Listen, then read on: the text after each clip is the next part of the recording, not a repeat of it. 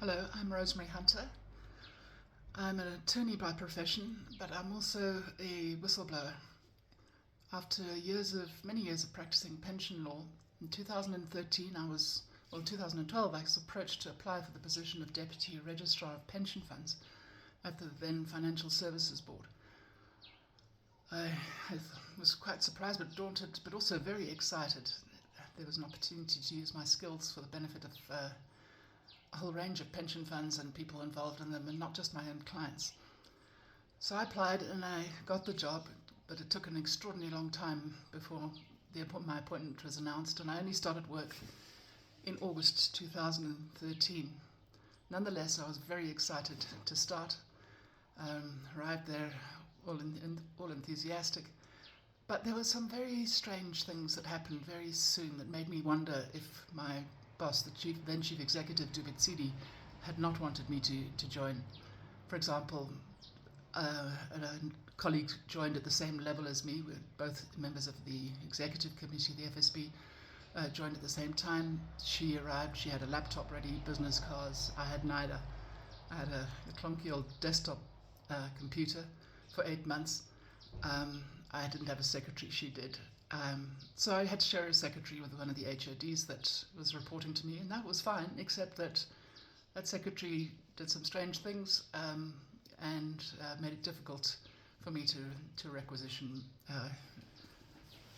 things that I needed for my work purposes. Anyway, I got stuck in anyway. Because I need to work at home, I went out and bought my own laptop. I expected that I would soon get an office laptop, but that didn't happen. Months and months went by. In the meantime, I got a complaint from a member of the public about a notice that had been published by the FSB in the Government Gazette listing the names of hundreds of retirement funds that the notice said were going to be deregistered unless somebody came forward and objected. And so I started looking into this, and soon afterwards somebody who was involved in this project to deregister that there were thousands of funds that didn't have boards of trustees and were not submitting their returns, and nobody knew whether they had assets and liabilities, and so a whole project was started to deregister them. And they were supposed to only be deregistered if it was quite clear that they didn't have assets and liabilities. But it turns out that this deregistration was done in an enormously rushed batch job way, and all that the FSB had asked the administrators of these funds to do was to submit statements that they had assets and liabilities, no assets, no liabilities, no members, not even affidavits. And the FSB, on receipt of these, would simply cancel the funds. If the funds had assets, then the FSB would appoint people working for the administrators who had obviously conflicts of interest then, made them temporary trustees so they could dispose of the assets, and they put in certificates saying the fund's got no assets or liabilities, and it was deregistered. Now the problem with deregistering a fund is that it can't then move. So you can appoint a board, but the board will have no powers.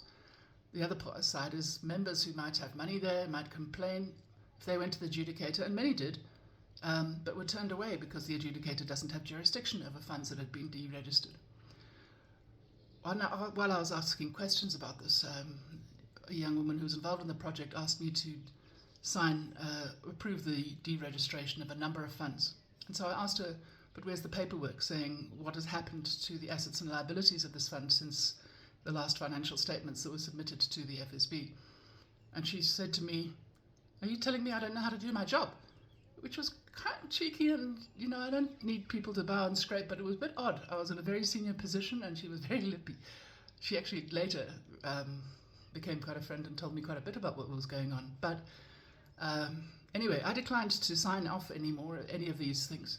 I felt like, and I'm so glad I was cautious about it, because it became a big issue, and seems to me they were trying to trap me into being party to the process, so it would be difficult for me to make a fuss about it later. Anyway, I started putting this whole thing on hold, and I wanted a senior counsel opinion, just because it looked to me like many of the processes being followed for the purposes of the project were unlawful. So I asked our legal department to get a senior counsel opinion on a whole lot of issues, and the things, the illegalities I'd identified. But in the meantime, I continued to get a lot of resistance. One of the HODs reporting to me just defied my requests and instructions. She didn't seem, when I said that the senior analysts were paid so well, we could afford to hire somebody like an attorney with either forensic investigation experience or litigation experience. And that was just, she didn't want to put that kind of higher spec in, even though it wouldn't have cost the FSB any more to hire somebody with higher skills.